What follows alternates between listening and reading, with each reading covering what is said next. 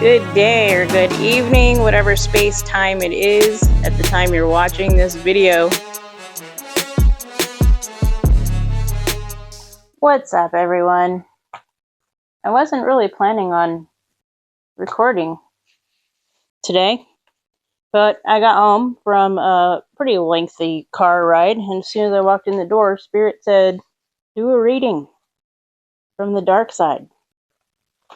And, of course, the fact that I love Spirit, and I have a certain kind of love for the dark side as well, I said, all right, I'll do a quick reading for the collective from the dark side.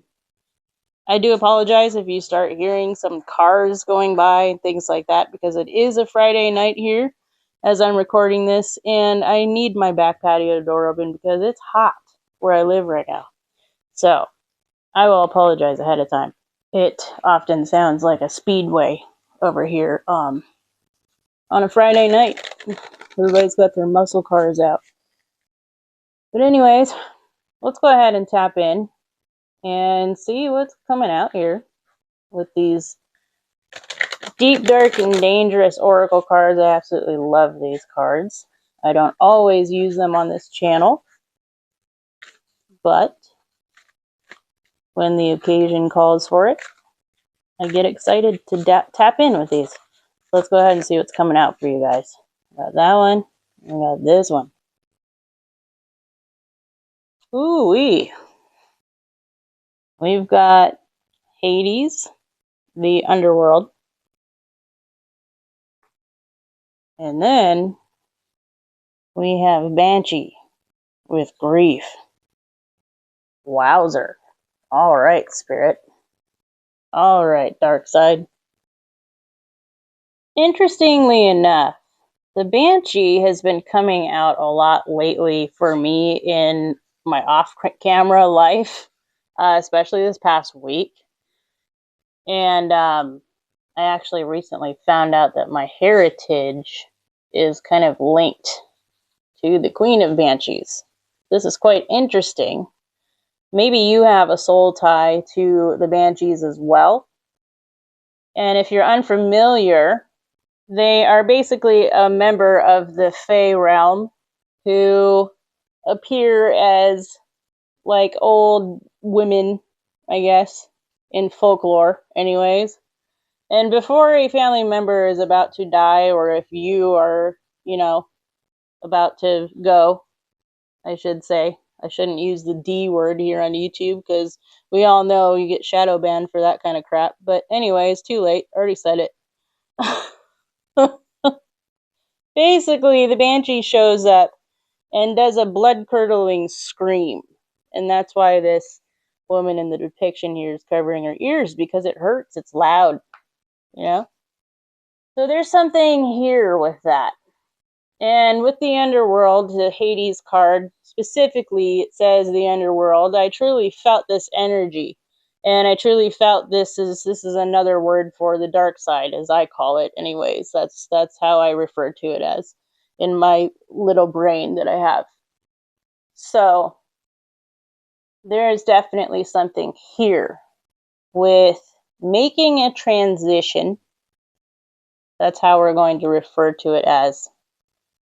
Someone going from living to making the transition into, the spirit. Let's just put it that way. It's really hard to see, but the numbers on these cards, this is a number 7, and this is a number 33. Those are some pretty powerful numbers as well. And the fact that the Banshee card, it says grief, it talks about a loss of a loved one, or a loss of something that you once loved. And it's giving yourself the proper time to grieve the loss properly. It also briefly hits on the fact that basically life is short, and it's important to find the joys in life while you're still living, is what this card brings to the table as far as what it is specifically speaking about within its book and within this deck. This card speaks about everything having a cycle, everything having a beginning and an ending, and everything having a certain amount of time like a time span. They both talk about death being a natural part of life as well. And then, of course, it goes into the proverbial sense of old things in your life dying off, or what can be let go of because it is now like past its use by date, so to speak. Knowing all of this is what helps you to live a better life moving forward. And so I feel like there might be something we're hitting on here within the collective of a great loss of some kind. It could be a loss of a family member or a friend or a loved one, and kind of like a struggle with the grieving process is really what I'm feeling here. It's like you want to get over this loss. You want to get over this transitional period, whether it's with a person or if it's like something of great loss that happened in your life. And it's like you're trying to force yourself to get over this. And I feel like Spirit is stepping forward and saying that the grief itself is also necessary. It's also necessary for the alchemy to happen.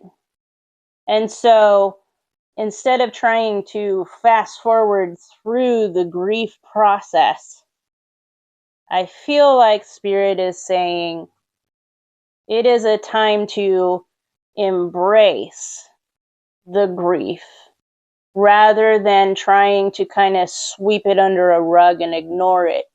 Because the more you ignore something like that, the bigger it's going to explode later on as well. Burying emotions such as grief is ultimately not the healthiest thing to do. This also can be very difficult when a loss is brought on unexpectedly as well. And if this is what you are experiencing, I am very sorry that you are going through that right now. It is, however, very, very important to allow some time for the healing to take place. Allow some time for the wounds to get some air to breathe so that they can start, melding themselves back together, if that makes sense.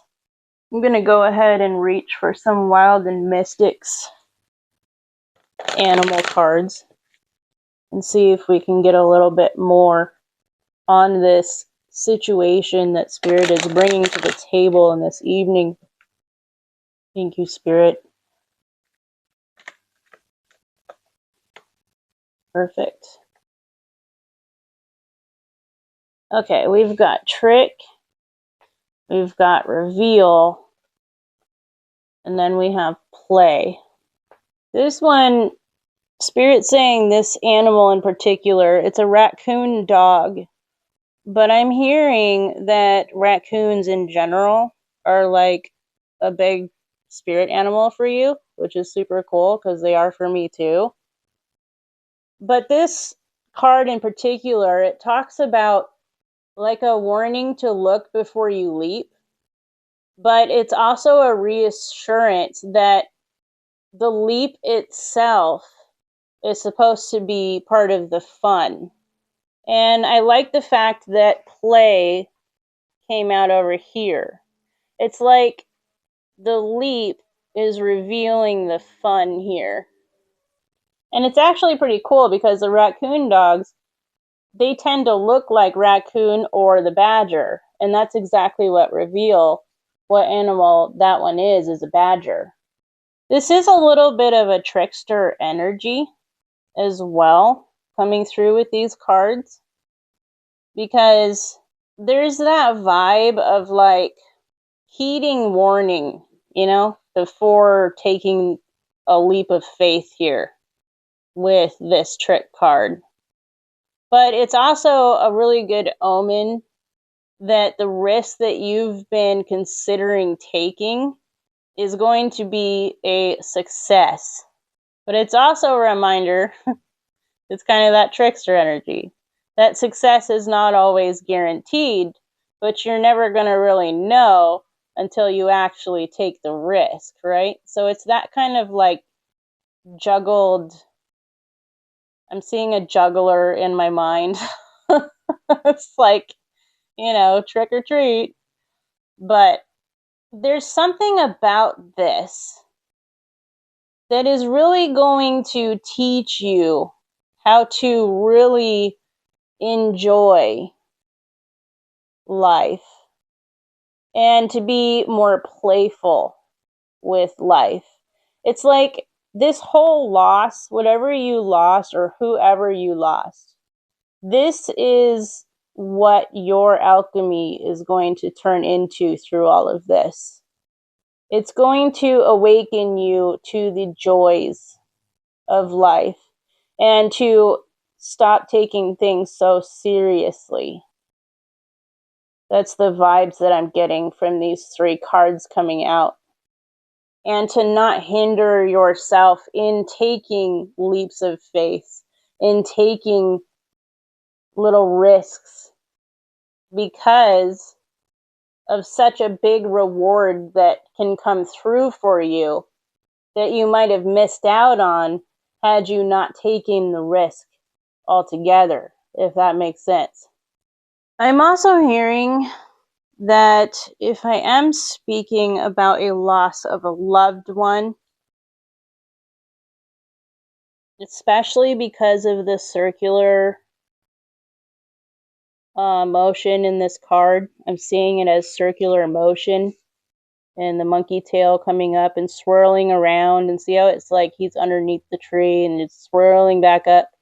I feel like if this is talking about a lost loved one, that they, as soon as they transitioned over, they became a guide for you and they are reaching up. And the fact that this is a tree, this very well could be a family member that I'm speaking of as well. And this may not be a more recent loss either. This might be a loss that happened a while ago and you're still like, it's still bubbling to the surface, so to speak. It's like the one thing that you maybe put off dealing with emotionally. But I really feel strongly that they're coming through here, and they really want me to let you know that the synchronicities that have been coming through surrounding this person need to be confirmed for you. And they want to let you know that yes, in fact, they did become a guide for you after they left the physical form. They said this didn't happen right away. There was a little bit of time, but time does not, mean anything in the spirit realm. So for this person, it was like a blink of an eye. But there was a process that needed to happen after they had, left the material world and went back into the astrals. But for you, some time had passed before they were finally able to reach up and come through in physical manifestations. And I'm hearing those physical manifestations for you right now are synchronicities that help to remind you of this person. And the fact that they do remind you of that person should be confirmation to you, because there's a reason why their image pops in your mind whenever you see something that reminds you of them.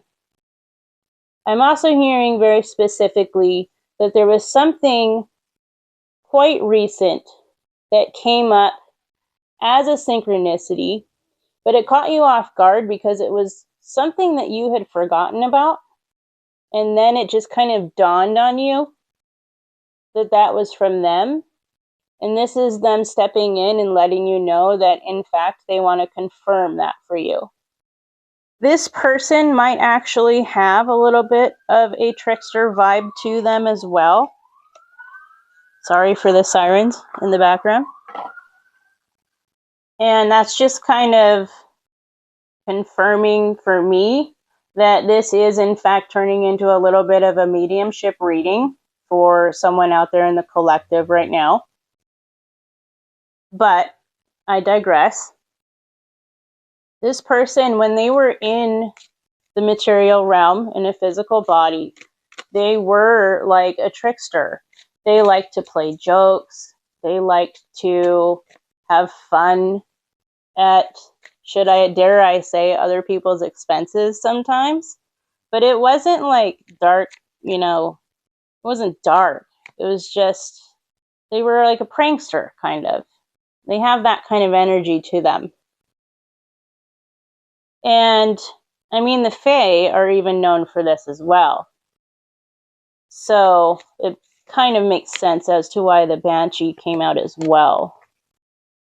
I wanted to go ahead and grab some of these oracles and see if this lost loved one has anything they'd really like to say right now to this special person in the collective. Those two. And the top one. Okay. We have white light first and foremost. We have blessed. Interesting. Very interesting that they're both under like this glass dome. There's something with that, and I can't quite pull it through. But the white light is very prominent for you. And this is also them coming through to remind you that any given moment you can call in the white light to surround you, just like it's appearing here in this card. There's also something about smoke scrying, maybe. The fact that she's looking down at the candle, but there's like smoke coming up from the candle. Perhaps this is something that either you're being called to work with at this time, or it's something that you do on a regular basis to communicate with spirit, like smoke scrying or even candle scrying as well. And I'm hearing that they want you to use a white candle to do this with. And after you blow the candle out, there is going to be added messages within the smoke that comes up from the snuffed candle. Okay, so they're saying do not blow it out. They're saying snuff it. Now they're bringing me back to this, where like when you put something over the candle, it snuffs it out and then you release the smoke. That's what they're showing me. And that there will be added like bonus messages to what you get within the candle flame itself. It's like, they're saying it's like the period at the end of the sentence. So that's very specific. And the fact that these two are depicting like a person, and also like I'm seeing this as a familiar, this cat. You might have a cat that you consider to be a familiar of yours, or an animal. Doesn't have to be a cat, but this is representing you in the physical, and this is representing your lost loved one in spirit. The moon might be very significant for you as well. I'm hearing that the waxing crescent moon specifically. I'm hearing that you sometimes imagine sitting on the edge and dangling your legs from the crescent moon. Perhaps you do this, or maybe your lost loved one talked about doing that as well. Oh, I see. They want you to imagine them doing this. Sitting here and dangling their feet. And then we have create. And we have radiant. Again, it looks as if this woman is holding a depiction of like the crescent moon. You can even see the face there if you look at it close. And I hadn't looked at these cards until just now too. But I think that's super cool that it's almost like a melding of these two cards. And this woman is holding it in her hands. And once again, she has a little familiar down here. Owls might also be very significant to you as well. Trees, these kind of stars. Maybe you've made ornaments that looked a lot like that for like Christmas time or something. Or maybe the lost loved one has. But this is what you're being asked to do, is to create, to alchemize the grief, and to take it into your hands and to meld it and to form something that is radiant. Something as radiant as the white light is what I just heard. And this is how you are going to pull your blessings in. The fact that this card says blessed. This is how you are going to pull the blessings in from the ethers. Is through this white light. I heard so that you can continue to create. So maybe you had worked with this person in creating something. And the fact that she's really looks devastated here, and she's looking down. Crows might be significant as well. And I'm hearing chin up. I'm also hearing just because I'm not there in the physical does not mean that we will stop creating together. This may very well be why they are entering as a guide for you as well, because whatever you may have been working on together, it is meant to still continue on through you. And that's also what this underworld card speaks about a little bit as well. It talks about creating a legacy. And that legacy was meant to live on through you at the work of your own hands with the help of people in spirit. And that's the last thing I heard just now. I'm feeling the energies lifting, and I just want to say thank you to your lost loved one for coming forward, for bringing this beautiful message through. And thank you for allowing the space as well for this message to occur. Because without this space, without this channel, without any of that, this kind of message wouldn't be able to come through for whoever needed it. So I thank all involved. And until next time, I'm going to leave you with that. I love you. Bye.